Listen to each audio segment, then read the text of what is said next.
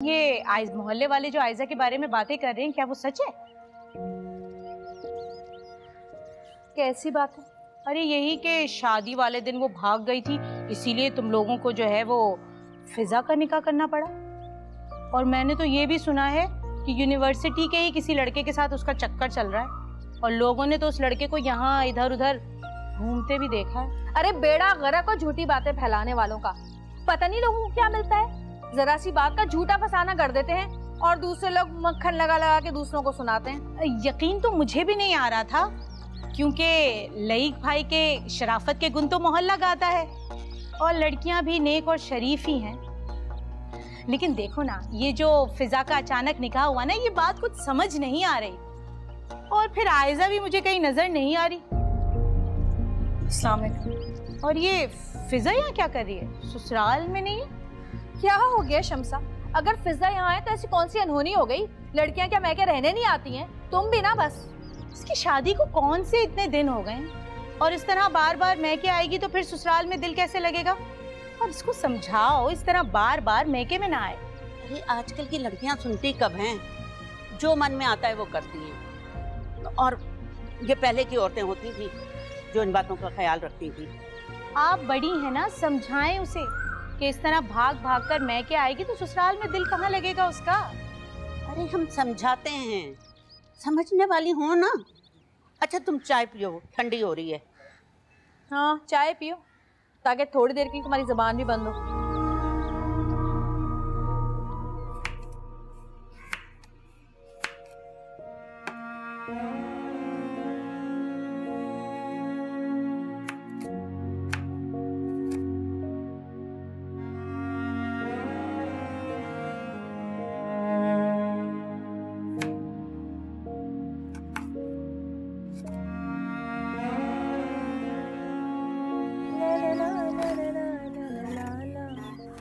बात सुनो, इधर आओ जरा। ये बताओ कि क्या जरूरत थी साशा के सामने मुंह उठा के आने की है? अब वो जाके ना पूरे मोहल्ले में ढंढोरा पीटेगी कि लईक अहमद की बेटी ससुराल से निकल के मैके आके बैठ गई है। मैंने जानबूझकर नहीं किया, मुझे नहीं पता था वो आएगी। अगर आप मुझे बता देती तो मैं बाहर ना आती। रहने दो बिटिया, तुम नन्ही बच्ची नहीं हो कि तुम्हें हर बात समझाई जाए। कुछ बातें खुद के भी समझने की होती हैं, लेकिन तुम्हें किस बात की परवाह है? अरे वो और ही बेटियां होती हैं जो बाप की इज्जत पे कुर्बान हो जाती हैं।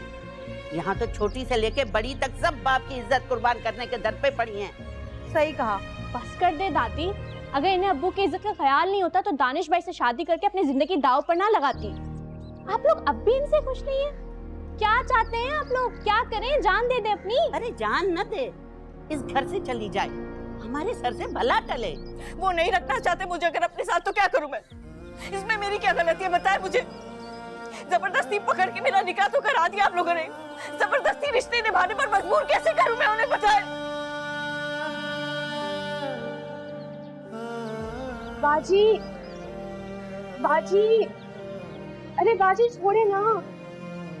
अम्मा, इनकी ज़बानें तो बहुत लंबी हो गई हैं, काटनी पड़ेंगी। अच्छा बाजी छोड़ो ना। दादी और पप्पू की तो आदत है ऐसी बातें करने की, आप क्यों दिल पे लेती हो? कि बातें तो दिमाग हिला कर रख देती हैं, दिल तो फिर भी नाजुक चीज है। अच्छा बस कर दो, अब तुम ना शुरू हो जाना। देखती नहीं बाजी पहली कितनी डिस्टर्ब है। मैं ठीक हूँ, तुम लोग परेशान मत हो। कोमल जाओ पानी लेके आओ। मैंने कहा ना मैं ठीक हूँ, तुम लोग जाओ चेंज करो, मैं खाना लगाती हूँ तुम लोगों को। नहीं बाजी, हम बाद में खा लेंगे। आप भी ना, शादी से पहले भी हमारी फिक्र रहती थी और शादी के बाद भी हमारी फिक्र रहती है। शादी, नाम की शादी।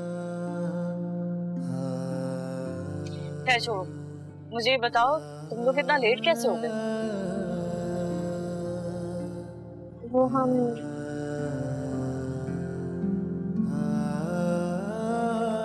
बाजी, वो हम आयजा आपी से मिलने चले गए थे। क्या तुम लोग मामू के घर गए थे? पागल तो नहीं हो तुम लोग?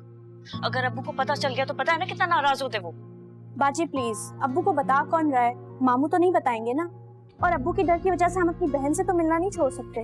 उन्हें तो अपनी बेटी की कोई फिक्र नहीं है। अब हम तो उनके बारे में सोचेंगे ना।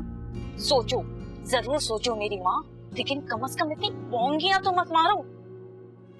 अगर अब्बू को पता चल गया ना कि आयजा फारूक मामू के घर है तो तुम सबकी और मेरी शामत आ जाएगी।